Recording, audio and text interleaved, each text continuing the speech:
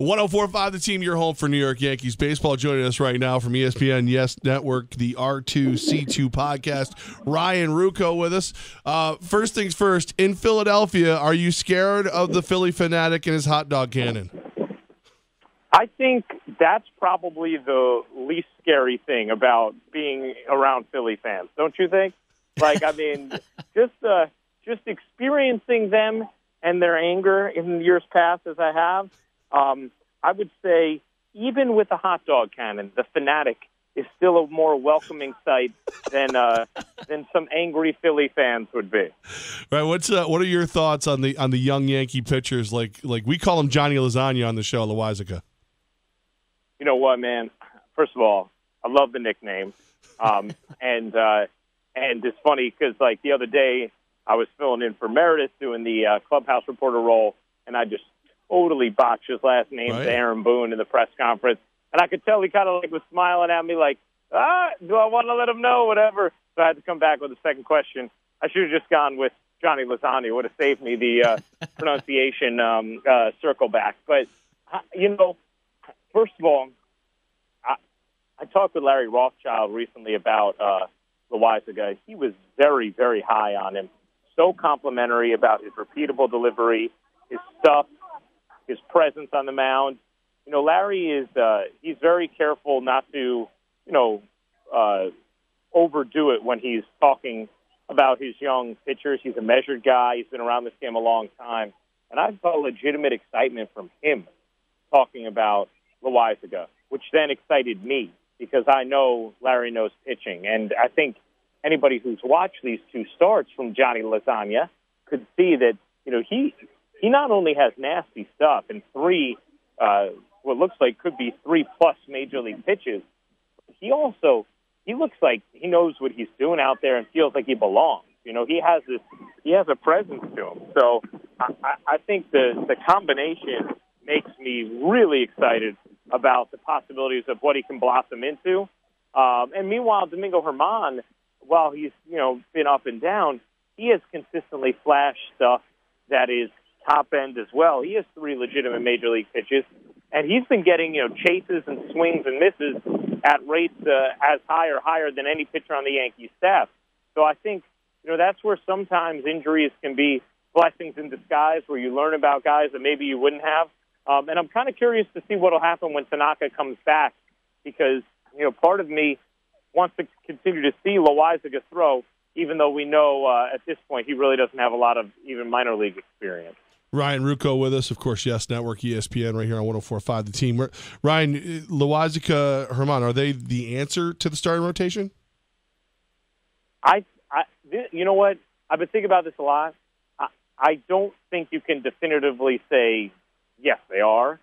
But I don't think you can definitively say, no, they're not. And so that, to me, is encouraging, and it makes it a little easier to deal, right? Because I think if you would have just asked a couple of weeks ago, it would have been, oh, my gosh, the Yankees absolutely positively have to trade for a starter, not only if they want to go far in October, but if they even want to win the division.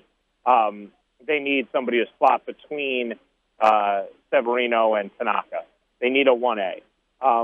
And ultimately, they still may need that.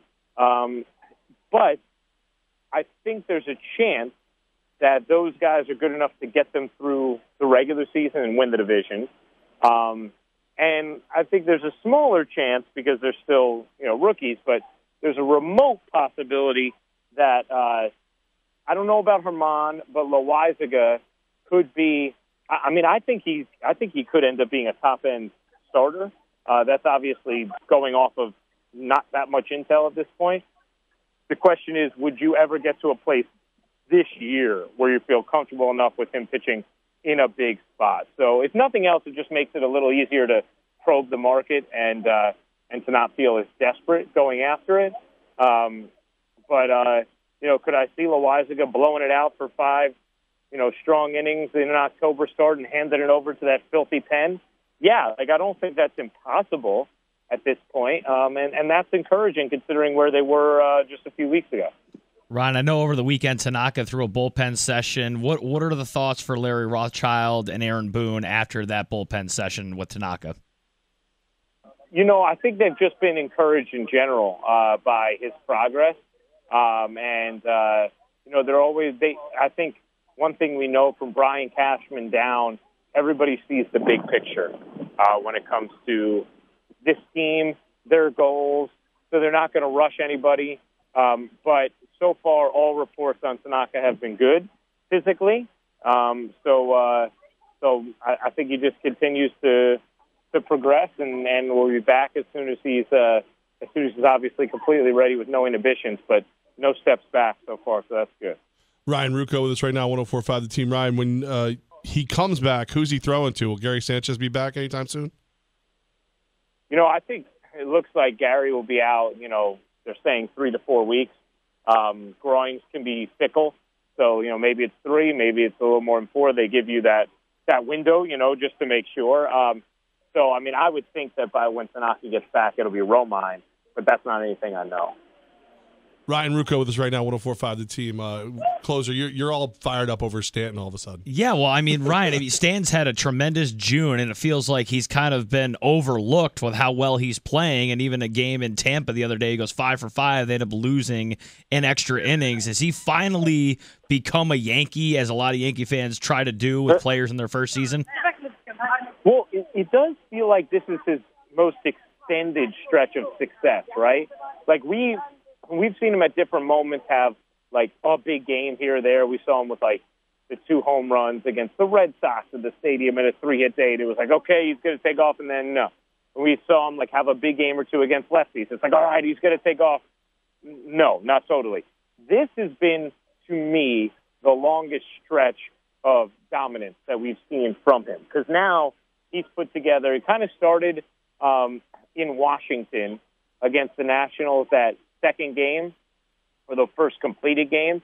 It continued against Seattle, continued against Tampa, and continued against Philly. So now he's putting together a week worth of, being red hot. And, he's talked about, hey, anybody can do it for a game or 2. I need to do it for not just a week, but a month, whatever it might be. But this is, to me, the most encouraging stretch. I think his timing just looks way better. And when your timing's better, right, you're not going to be late making your decisions and then chasing pitches way out of the zone. I think a lot of what we've seen from Stanton this year is just making his decisions too early or too late. And as a result, he's been leaving the strike zone. Right now, he's making his decisions on time, because when he squares it up, he absolutely laces the ball. It's just we saw a lot of, things in on the fifth or chasing pitches out of the zone. I think because his timing was just so off. And right now I would be excited by him, because here's the thing. No Gary Sanchez, it hurts a lot. But the good news about this offense is guys like Aaron Judge and Giancarlo Stanton are good enough that they can carry you for an extended period of time if you're getting decent pitching. And I think right now Stanton's in one of those zones where you feel like he could carry them. Ryan Ruocco with us. Ryan, with the Yes Network, you get to see and talk to all the guys, and somehow I've become the poster child for trade Clint Frazier. I don't want him to go, but I can't see a scenario where he gets to get everyday reps in the outfield, so I have a feeling he'll be a moving piece. Do you feel the same way? Well, I don't think that the organization looks at it for just this year, If you think about, their outfield picture moving forward, they could very well need a corner outfielder next year if Brett Gardner's option's not picked up, although I still think there's a good chance it will be, but let's say it's not. Well, now all of a sudden Clint Frazier would have a starting spot on this team. So I think you have to be careful not to, think that a piece doesn't fit for the next 7 years just because it doesn't fit in 2018 necessarily. Also, as we just saw with Sanchez, injuries happen, right? Knock on wood, none of these guys are going to go down. But if one of them does, even if it's just for 2 weeks, you feel a lot better about putting Clint Frazier in there for a 2-week stretch in a tight division race than you do another outfielder. You feel like you can plug and play with a lot of the positions thanks to the depth of this team. So, I think they would deal Frazier in the right trade for the right starter? Yes. I think they probably would because of what you're talking about. but I don't think they're going to look at him as an extraneous piece that can just be dealt without giving serious consideration to it. And this is just me talking. This is without any informed knowledge. But from my perspective, like if I look at the starting pitching market, I'm not trading Clint Frazier in a deal for a guy who's going to be my starter between 2 and 3, or a guy who might start a game 4 for me in the playoffs. If for some reason, a Jacob deGrom, and I'm just going to use him as the example, if he becomes available or that caliber of starter becomes available, if a Madison Bumgarner became available, yes, okay. Now I'm entertaining Frazier in those deals. But for a J Happ, I don't really know if it's worth it to be dealing a guy like Frazier, who I think has a whole lot of tools and has gotten better every single time he's gone down to the minor leagues, has worked on the things that he seemed to be short at. Even just think about his plate discipline, guys. In his time in the major leagues last year, that was the one jarring thing missing from him at the plate. He did not seem to draw walks, did not seem to have the discipline that this Yankee organization fosters. This year, completely different story. Limited sample size, but he's managed to maintain his aggression while still putting a much higher quality of at-bat together every single time he's in the box. That, to me, shows a guy who's learning. Plus, by all reports, his attitude has been fantastic, even when he's been sent down, even though he knows he's no longer a AAA player. So this is a guy, if I'm trading him for a really noticeable and impactful piece and nothing else. Now, all right, so everybody's been on. We had Buster on the show. We've had a million. No one believes that the Yankees and Mets can play nice enough together to make a deal. Is that the vibe, at the Yes Network and everything with you, Ryan Ruocco? Yeah, I think it would be highly unlikely, because basically in order to do something like that, you need to have organizational equity, right, with your fans, and you need to have enough built-up trust with your fans to not be worried about how they react to you making moves like that. Why can Bill Belichick constantly trade and cut popular players who appear to still be very effective? Because the organization fans know, Bill Belichick knows what he's doing. We're not going to freak out, right? Right. I think the Mets would have a really, really hard time dealing with their fan backlash or just accounting for it if they dealt deGrom to the Yankees and then he helps them win a World Series. I just don't know if they have the emotional stomach to handle that, even if it's the smartest thing for them to do as a franchise, which I'm not totally sure it is. I think the Yankees could put together a package that, rebuilds them and sustains them for a while and could be worthwhile because of the depth the Yankees have in their organization, because of the major league players that they have ready to go that are being blocked in the Yankee organization. But, the Mets may not look at their team as a total rebuild, and it's pretty good to have a deGrom and a Syndergaard at the start of whatever you hope you can be in 2019. So I think the Mets should listen, but do I think it would happen? No, I don't. Ryan Ruocco, you can follow him on Twitter at Ryan Ruocco. Now, Ryan, from one podcaster to another, your R2C2 podcast with CC Sabathia. I just got one more for me. How is it to have a podcast with CC Sabathia and be able to talk about baseball with a guy who's been in the league for so long? Oh, I love it, man. I mean, CC and I are very close, and the great thing about CC, I think, and what makes him so good in that role as a podcaster is, he's done it. He's done so many things in this game. He's gone through basically every aspect of a major league career you could, right? He was the young phenom who was starting out in the big leagues as a teenager. He was the Cy Young Award winner. He was the free agent to be who was traded. He was the hired gun then by the Brewers for a playoff run. He was the guy pouring his heart out. He was the guy who set records, when it comes to pitching contracts when he signed with the Yankees. He's the world champion. He's an alcoholic. He's someone whose career appeared to, be totally on the downward spiral and reinvented himself, figured out how to get back and contribute, and not just contribute, but be, an incredibly effective pitcher in his whole renewed and remade style.